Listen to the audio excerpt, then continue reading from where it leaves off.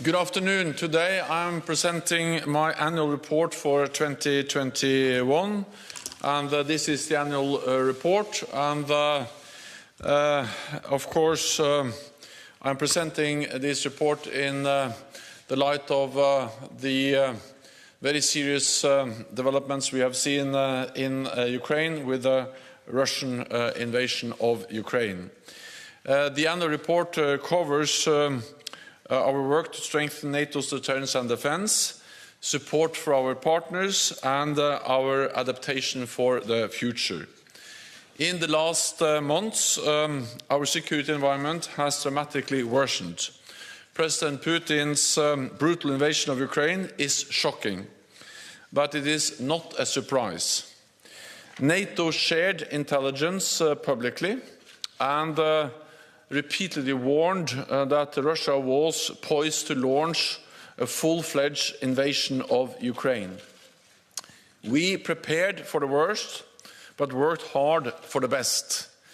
We made every effort to engage Russia in dialogue, but Moscow consistently turned us down and ultimately decided to cut diplomatic ties. Last fall, we also took action to heighten the readiness of our forces, deploy more troops to the eastern part of the alliance, and stepped up our support to Ukraine. This built on NATO's long-standing assistance for Ukraine's forces and institutions. Over the years, allies have trained tens of thousands of Ukrainian troops, provided modern equipment, and supported reforms. The Ukrainian forces are now bigger, better equipped, better trained, and better led than ever before. And they are putting their training and their equipment to use on the front lines with courage that has inspired the world. We have heard the recent statements that Russia will scale down military operations around Kiev and in northern Ukraine. But Russia has repeatedly lied about its intentions. So we can only judge Russia on its actions, not on its words. According to our intelligence, Russian units are not withdrawing, but repositioning. Russia is trying to regroup, resupply, and reinforce its offensive in the Donbas region. At the same time, Russia maintains pressure on Kiev and other cities. So we can expect additional offensive actions, bringing even more suffering. Russia must end this senseless war, withdraw all its troops, and engage in talks in good faith. NATO's core task is to protect and defend all allies. In recent years, we have implemented the biggest reinforcement of our collective defense in a generation, with particular focus on the eastern flank. We also developed new military plans for our deterrence and defense. All of this allowed NATO to respond quickly and decisively to Russia's invasion of Ukraine. We activated our defense plans within hours of the invasion. And within days, we deployed thousands more troops to the eastern part of our alliance, from both sides of the Atlantic, backed by major air and naval power. Sending a clear message: NATO stands strong and united. In 2021, NATO's two newest joint headquarters also became fully operational. Our Joint Force Command in Norfolk, Virginia, focused on securing transatlantic sea lines of communications. And our Joint Support and Enabling Command in Ulm, Germany, supporting the rapid movement of troops and equipment into and across Europe. Throughout 2021, our forces remained ready and vigilant. We sustained missions and deployments, including multinational battle groups, air and naval patrols, and missions in Kosovo and in Iraq. Last April, following close consultations among all allies, we announced the withdrawal of the rescue support mission from Afghanistan. In August, following the rapid collapse of the Afghan political and military leadership, we launched one of the largest airlifts in history, evacuating more than 120,000 people over the course of 3 weeks. Around 2,000 Afghans who have worked for NATO have now been resettled in allied countries. The lessons we have learned from Afghanistan will shape the alliance's response to crisis in the future. 2021 was the 7th consecutive year of rising defence spending across European allies and Canada, amounting to 3.1% rise in real terms, and a total of $270 billion extra since 2014. You will find the latest national defence investment figures in the annual report. At our extraordinary summit last week, allies agreed that we must redouble our efforts to invest more and more quickly in our defence. We face a new security reality, and there is a new sense of urgency. We have already seen national announcements of significant increases and procurement of cutting-edge capabilities. And allies will submit additional plans on how to meet the defence investment pledge in time for the Madrid summit in June. This is an investment in the bond between Europe and North America, which keeps us all safe. The annual report shows that public support for the transatlantic alliance is extremely strong. 81% of the people across the 30 allies believe it is important for North America and Europe to work together for our shared security. The polling we did last year shows that an overwhelming majority, 62%, would vote to remain in NATO, with only 11% saying they would vote to leave. Since then, national polling has shown further increases in support this year. Our polling also shows that a majority of allied citizens consider climate change a security threat. Addressing this is a key element of the NATO 2030 agenda, agreed by allied leaders at our Brussels summit last year. We also decided to increase our resilience, sharpen our technological edge, and strengthen our work with partners around the world. In June, at our summit in Madrid, we will take further steps to implement the NATO 2030 agenda and reset our deterrence and defence for the new security reality that we face. We will also agree NATO's next strategic concept, our guiding document for the next decade. It will reconfirm our core values, our purpose, and our unity, and drive the continuing adaptation of our alliance. In a more dangerous world, North America and Europe must stand strong and united in NATO. And with that, I'm ready to take your questions.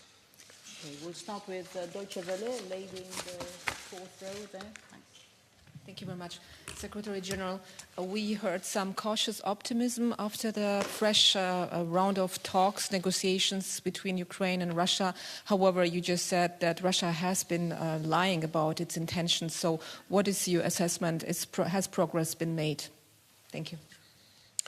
Also, I welcome all efforts to try to find a political solution to this brutal, senseless war, including the recent talks in Turkey, and I will also thank Turkey for hosting those talks. At the same time, it is obvious that we have seen little willingness from the Russian side to find a political solution. What we see is a continued military invasion of Ukraine. We see continued shelling of cities, and we see that Russia are repositioning some of their troops, moving some of them around, most likely to reinforce their efforts in the Donbas region. So we need to judge Russia on their actions, not on their words, and it remains to be seen whether there is any real willingness from the Russian side to find a political solution. Let me add one more thing, and that is that, of course, there is a close link between what is going on the battlefield and what is going on around the negotiating table. And NATO allies provide support to Ukraine to also strengthen their position at the negotiating table. Okay, we'll go to Interfax Ukraine. Lady in red in the last row. Thank you, Anna. Secretary General, I do believe it's just a little remark that Ukrainian army surprised everybody, not only in Kremlin, but also here. Given that Ukrainian military not only defending country, but also starts going into attack, counter-attack, don't you think that it is time for allies to provide to Ukraine offensive weapons? Thank you. NATO allies have supported the Ukrainian armed forces for many years. Allies have trained tens of thousands of Ukrainian soldiers, and they are now on the front line fighting the invading Russian forces. Provide modern equipment, different types of weapons, and also supported the modernization of the Ukrainian armed forces. And this has helped to make the Ukrainian army stronger, better equipped, better trained than ever before. But of course it is first and foremost the courage, the commitment of the Ukrainian soldiers, men and women in uniform, that has enabled them to resist, to stand up against the invading Russian forces. And this courage, the strength, the commitment of the Ukrainian armed forces has impressed and inspired the whole world.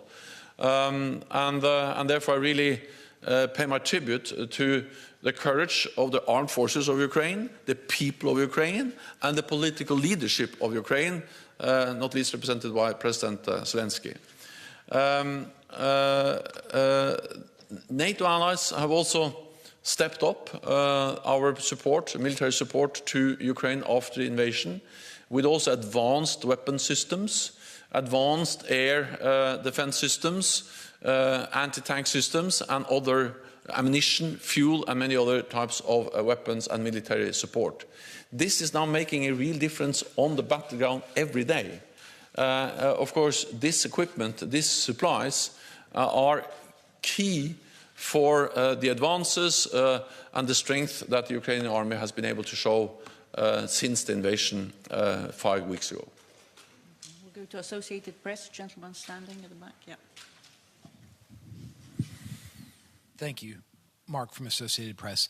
A week ago, you warned us about the possible use of chemical weapons by Russia. Have you seen any new evidence that this will happen?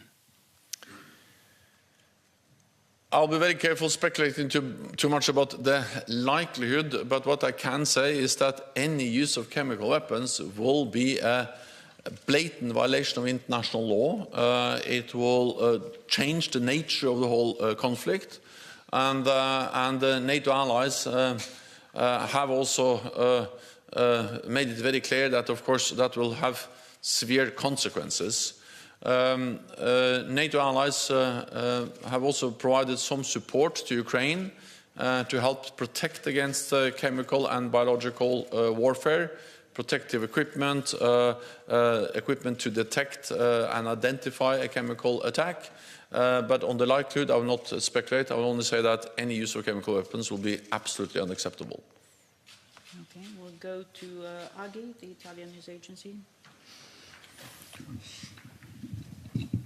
Yes, thank you. Brahim Arad, AGI, Italian news agency. In these hours in Italy, there are discussions between the political parties that lead the government because an important party does not want to increase the defense expenditure to the 2%. There is a compromise for saving the government that the compromise is to reach the NATO target by 2028 instead of 2024. How do you judge this compromise? And there is a date by which countries must reach the 2% of defense spending. Thank you. First of all allies agreed at the summit, NATO summit last week, that we need to meet the pledges we have made together in 2014 to increase defense spending, and also the guideline of 2%. I welcome any agreement from Italy on further increases in defense spending. All allies have increased defense spending, and of course Italy makes a difference because you have a strong and big economy. So of course any increases from Italy has an impact on the total defense spending of NATO. But I think without going into the specifics of the compromise which has now been negotiated in Italy, I will only say that I think what we see now in Italy and across the lines is a new sense of urgency. It demonstrates an increased understanding of the need to invest in our security. NATO allies agreed back in 2014 to increase defense spending after the illegal annexation by Russia of Ukraine and Russia's military aggression against Ukraine 8 years ago. But I think, so we knew that we needed to invest more before the Russian invasion of Ukraine this year. But of course the Russian invasion of Ukraine a few weeks ago has just highlighted even further the need to invest in defense, and I welcome increased defense spending from Italy, a highly valued and staunch NATO ally. We'll go to Rai. Thank you. Marilu Lucrezio, Rai. Secretary General, it seems that the negotiations in Turkey have not gone well, so it will be, we need time to put a war, the end, this war end. What is the NATO time frame until when we can continue to supply weapons to Ukraine? Thank you so much. We need to continue to supply weapons to Ukraine. NATO allies will continue to supply weapons to Ukraine as long as necessary. This is extremely important because Ukraine is fighting a war for freedom, for democracy, for our shared values. And therefore we have supported Ukraine for many, many years. NATO allies stepped up the support actually before the invasion because we had very reliable intelligence about the likelihood of a Russian invasion as of last fall. And then after invasion, allies have stepped up further, and more allies are now also delivering weapons, military aid, humanitarian financial support to Ukraine. And there was a strong commitment from the NATO summit last week to continue to further support Ukraine, also with military support. And we need to do that because what we see is that Russia continues to pursue a military outcome of the conflict in Ukraine. It is good that talks are going on, but so far we have seen no real change in the Russian main objective, and that is to have a military outcome of the conflict, and they continue to pursue a military outcome. So we need to be ready to continue to provide support to Ukraine. Okay, Ukrainian news agency here. Yeah. Dmitry Shkurko, National News Agency of Ukraine. As it reflected in annual report, one of the core tasks for NATO was to strengthen its maritime posture in the Black Sea. But now we have absolutely practical situation when Russian Navy not only have some kind of maneuver preparing assault operations in Odessa and Nikolaev, but also effectively blocking the cargo ships with the grain in Ukrainian ports. So that my question is NATO going to some kind of review its maritime policies to make it more effective to support the freedom of navigation? Thank you.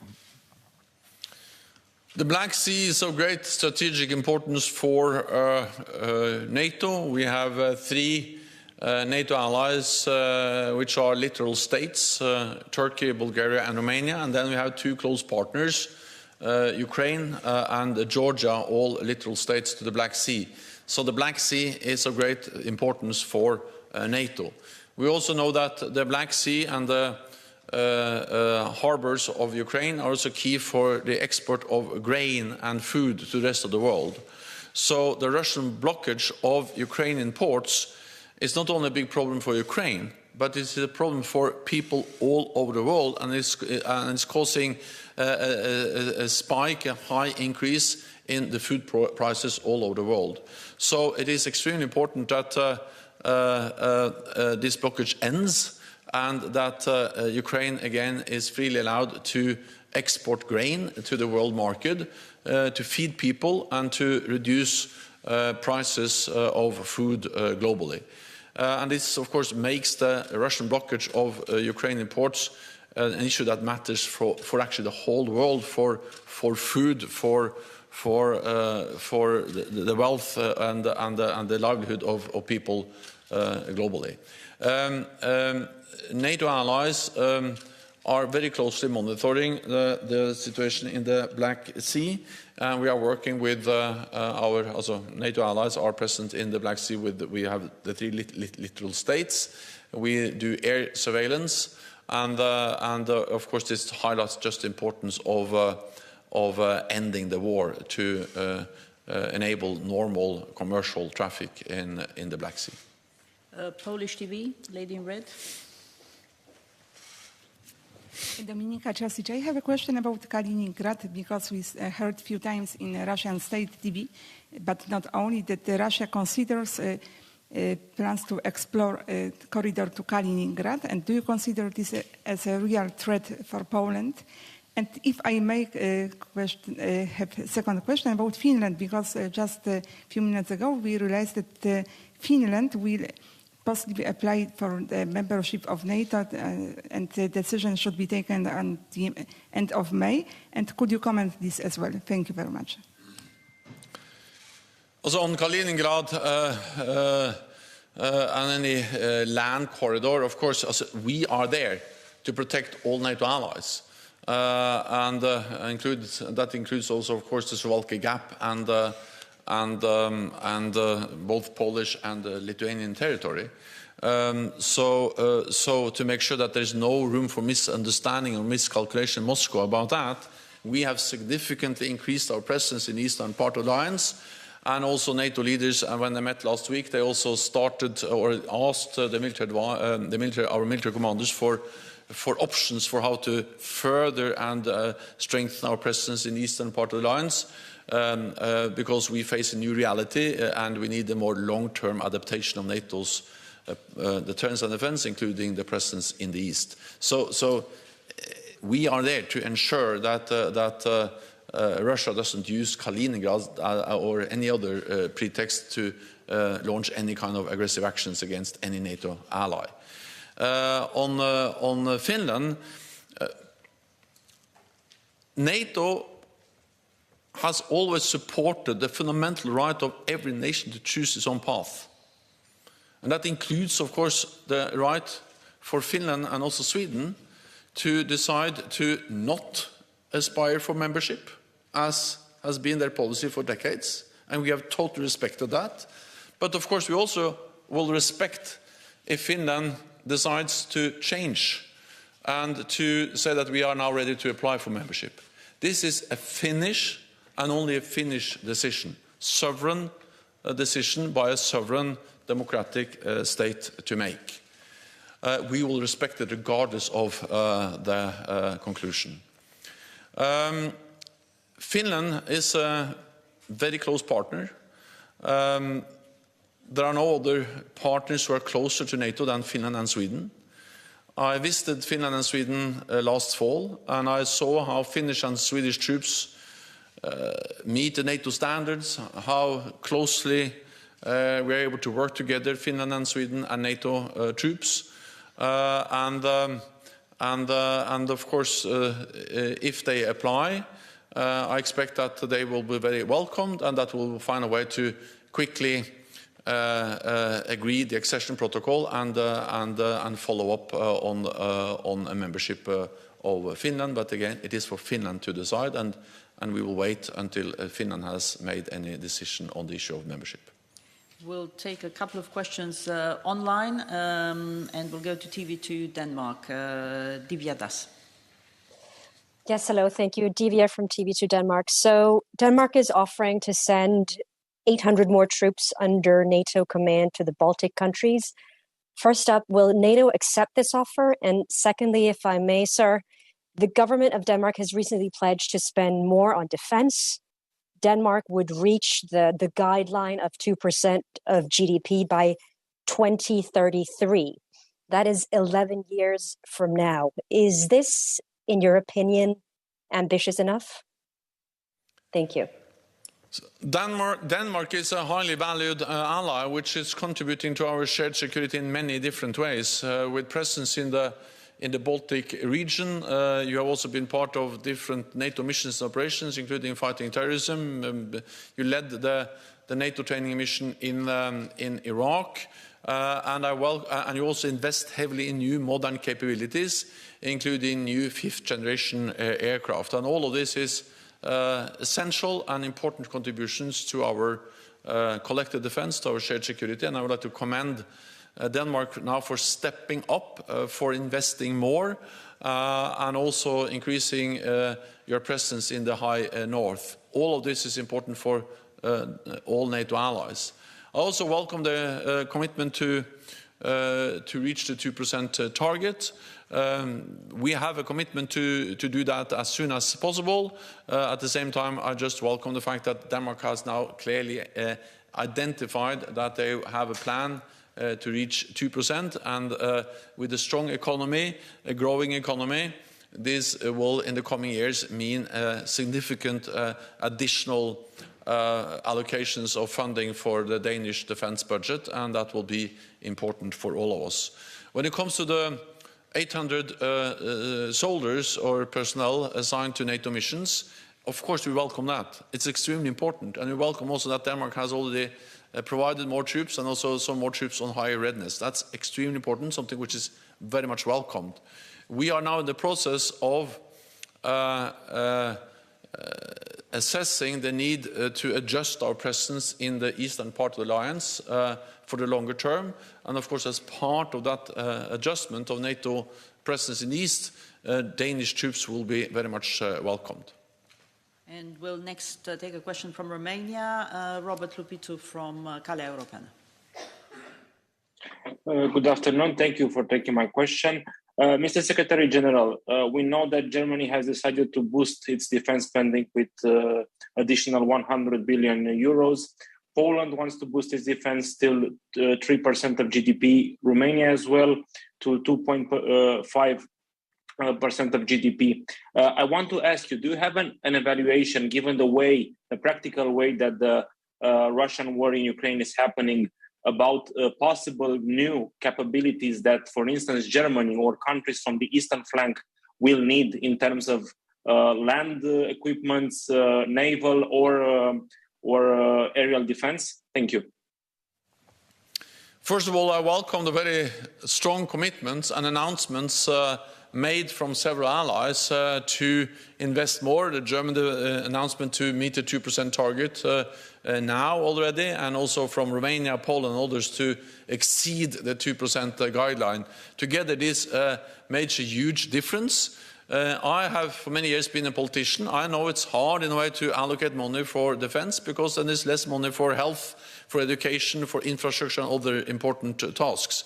At the same time, when we see a new security reality, when we see the aggressive actions of Russia against Ukraine, then we all realize the need to invest in our security, because without peace, without security, we will not succeed with anything of all the other aims and goals we have for our societies, be it welfare, or be it education, or be it addressing climate change. So security, peace is basis for all the other efforts, and therefore we need to invest more in our security when we face a more dangerous world. And therefore I welcome the announcements by Poland, by Romania, by Germany and many other allies.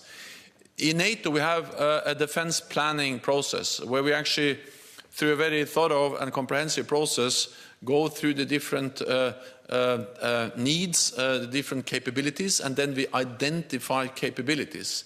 And this is part of NATO defense planning process, and we have capability targets for each and every ally allocated to them. So there is a very specific list of capabilities which we expect allies to invest in according to agreed NATO guidelines and defense planning. So these are very many different types of capabilities, but for instance, I think what we have seen is that there is a need to invest more in air defense, there is a need to invest more in higher readiness,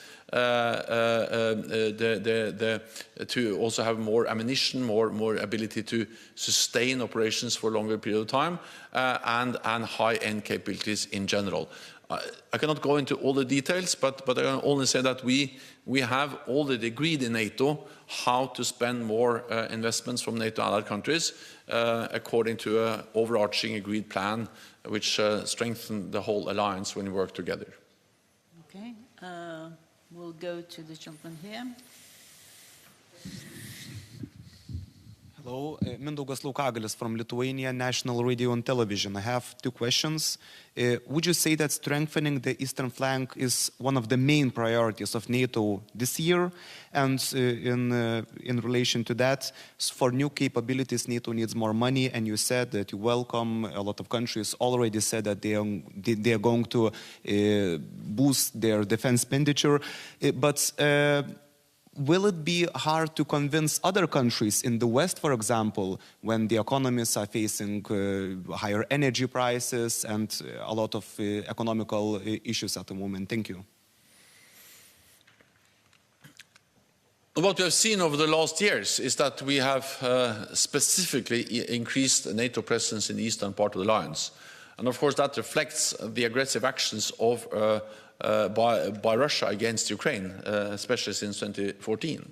And the invasion that took place a few weeks ago just underscores the importance of increasing investments in defense, but also, of course, being especially focused on the eastern flank. That's the reason why we, for the first time in our history, have combated the battle groups in Lithuania and in the older Baltic countries, why we have air policing, more naval presence, and also why we actually starting last fall, and especially after the invasion of Ukraine on the 24th of February, we have increased significantly our presence, doubling the size of the battle groups. We have now 100,000 US troops in Europe. We have 40,000 troops on the direct NATO command, most of them in the eastern part of the alliance.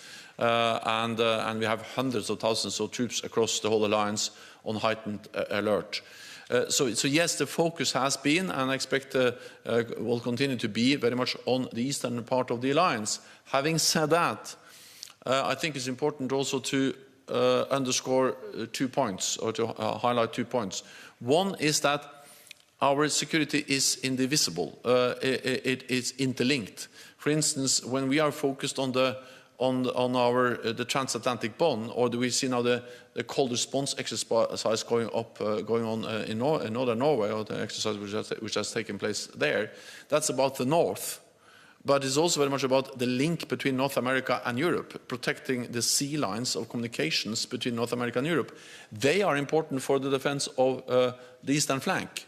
So I think to try to divide this security of this alliance too much into the east and the west and north and the south is wrong. We are in this together, and what happens in the west matters for what we are able to do in the east. What happens in the north is important for what we can do in the south or in the east.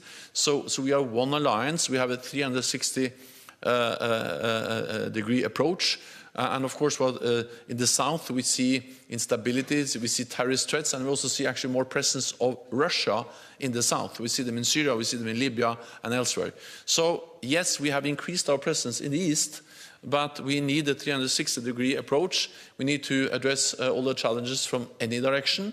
And what we do in one part of the alliance actually matters for the rest of the alliance. And that is also why we now are why we asked our military commanders to have an overall assessment for a more longer-term adjustment of our deterrence and defense in light of the fact that we see a new normal, a new security reality for our alliance. Okay, we'll take two final questions over there. Brussels Morning, blonde lady there. Thanks. Thank you very much, Layla Mossadit from Brussels Morning. Secretary General, you said that a lot about Afghanistan, result support mission, evacuation, and also lesson learned. As I heard that NATO shared this with every country, including Pakistanis general, but not talking with the Afghan authorities and also with the generals in Afghanistan, because we know the relation between Taliban and Pakistan. If the general from Pakistan gave some lesson learned and some idea, it's always negative for the Afghan side. And I think that also this is like a mistake again, that you are sharing everything with the countries neighboring in Afghanistan, not with the Afghan authorities. And now there is more relation between Taliban, China, and Russia. How do you see the future of this relation between China, Russia, and Taliban? Is there any impact for the NATO with these countries like involved in that? Thank you. I strongly believe that especially the countries in the region, and that includes, of course, Pakistan and China, they have a special responsibility to help to create peace and stability in Afghanistan, and also to prevent Afghanistan from once again becoming a safe haven for international terrorists.